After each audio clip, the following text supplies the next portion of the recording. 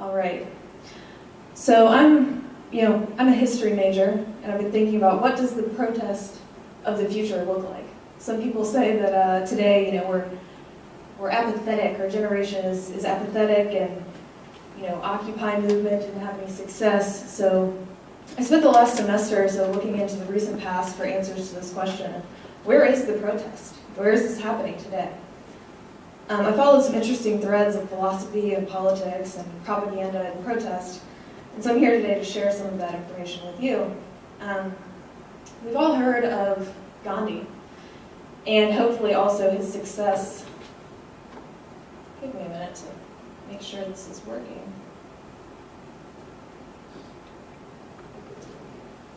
Okay. So we've all heard of Gandhi, and hopefully also his success in the realm of nonviolent resistance. So when we think of nonviolent resistance, we think of sit-ins and protests and demonstrations like those that Martin Luther King Jr. employed to bring about change in the civil rights movement, or those who chain themselves to machinery responsible for the Keystone XL pipelines in hopes of halting their progress, as you can see there in the lower right-hand corner. What is less commonly known is that this term, nonviolent resistance, was actually an adaptation of an original term that Gandhi coined to describe this type of resistance, which is a Hindu word that I'm sure I'm not pronouncing correctly, but it's Satyagraha, you can see it here, and it basically breaks down to mean insistence on truth. So that phrase, insistence on truth, made me think of one particular type of activism when I was looking, historically at resistance. It relies on reclaiming our humanity to confront impersonal forms of power and power structures, to play what Gene Sharp calls political jujitsu, and to win over society and win over, to get people to come behind our resistance movements. So Gandhi describes this quote in his quote how voluntary suffering is a weapon of the oppressed.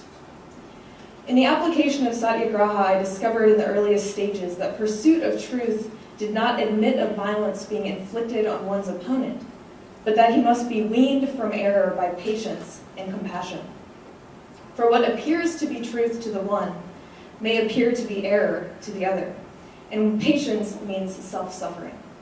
So the doctrine came to mean vindication of truth, not by infliction of suffering on the opponent, but on oneself. So this may seem counterintuitive to put yourself on the line for a cause instead of attacking somebody else's position. But in the modern digital age, the original creation meaning of the term Satyagraha can be interpreted in many ways. The action I found particularly reflective of that term is that of whistleblowing, a term that I'm sure you've all heard of. It means the disclosure by a person, usually an employee in a government agency or private enterprise, to the public or to those in authority of mismanagement, corruption, illegality, or some other wrongdoing. The internet enables whistleblowing on an ever-increasing level due to its ability to create and support subculture due to the occupant's population density, egalitarian access, and the resulting anonymity. So if you think of the psychogeography of the internet and the way that networks work, in similar ways to the things that other people have been saying, whistleblowing becomes more available to everyone. Whistleblowers include most recently Julian Assange and Bradley Manning, who, despite the fact that the information they leaked did not cause any direct danger or threat to those in power, are now suffering for their actions because those in power did not want their truths to be known. As individual citizens, we have the opportunity to do everything from sign a petition, to sitting in, to blowing a whistle, but the risks are high. Obviously, Martin Luther King Jr. was assassinated. The 72-year-old who chained herself to that earth mover was arrested. Bradley Manning's in jail. Julian Assange has been living in the Ecuadorian embassy in London for several years, where he sought political asylum. Nonviolent resistance works in part because it co-opts the society of spectacle, as Guy Debord put it, to build awareness and even affection for a cause. So our humanity, when we look at these individuals, we recognize them as a person that we can relate to, as opposed to an impersonal structure of power. Due to how impersonal and consolidated both media outlets and political structures have become, individuals who insist on not only the truth but the validity of their actions and take full responsibility for them, such as in the case of Bradley Manning, is an incredibly powerful act. In the words of Václav Havel, who's a famous speaker on peace building, it is becoming evident, he says, that a single, seemingly powerless person who dares to cry out the word of truth and to stand behind it with all his person and all his life, ready to pay a high price, has surprisingly greater power that, though formally disenfranchised, than do thousands of anonymous voters. It is becoming evident that truth and morality can provide a new starting point for politics and can, even today, have an undeniable political power. It is becoming evident that wholly personal categories, like good and evil, still have their unambiguous content, and under certain circumstances are capable of shaking the seemingly unshakable power with all its army of soldiers, policemen, and bureaucrats. It is becoming evident that politics by no means need remain the affair of professionals, and that one simple electrician with his heart in the right place, honoring something that transcends him and free of fear, can influence the history of his nation. And we see that here with people who have acted in the past and people who are acting today. In the case of the grandmother, that's an image from just last week. Havel spoke of dissent in the Soviet bloc, but his message applies even more easily to democratic systems like our own. We are incredibly privileged to be raised with the belief that our vote matters, even though it sometimes doesn't. To bridge this gap, we need to transcend the boundaries between citizen and reporter. So we need to talk about truth and media. Mainstream media and popular culture dictate what the general public knows and control access to primary source material.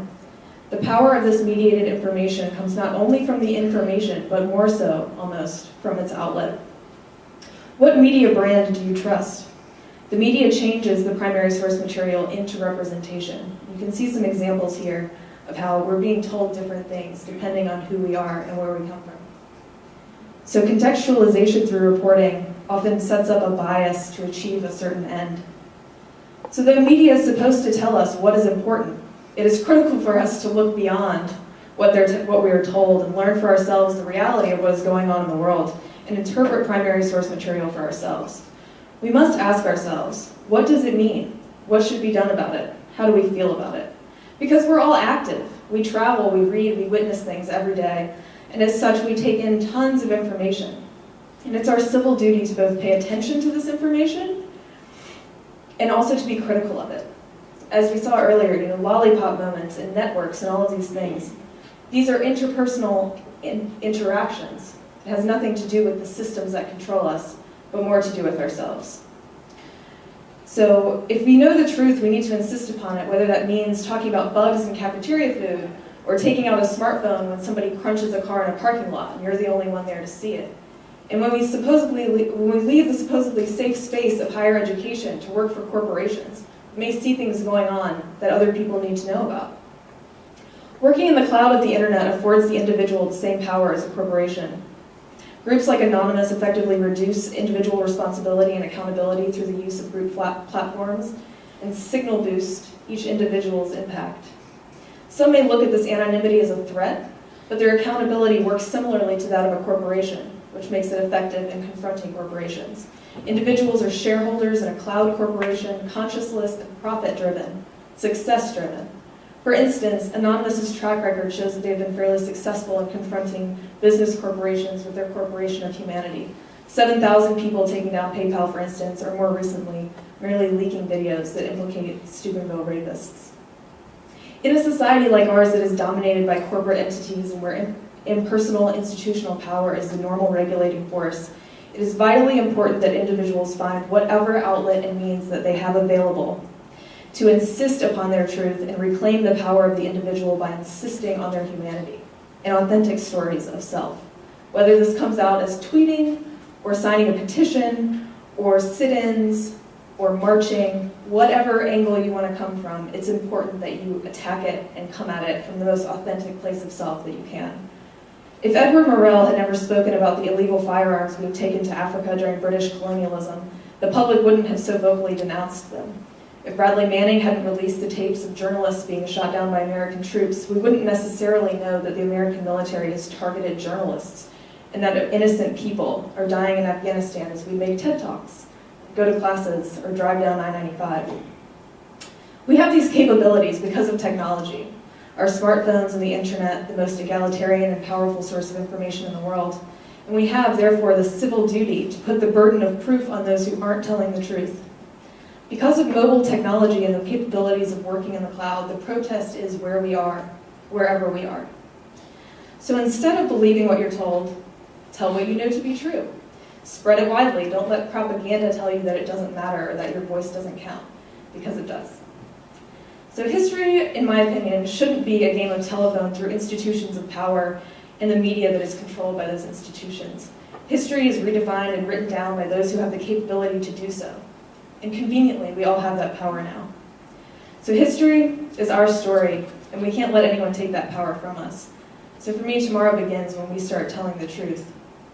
In the words of Martin Luther King Jr., let us develop a kind of dangerous unselfishness and tell the truth regardless of what people will say will happen to us if we do. We allow ourselves to be lied to, and we propagate these lies without a second thought. Tomorrow will begin on those false precedents.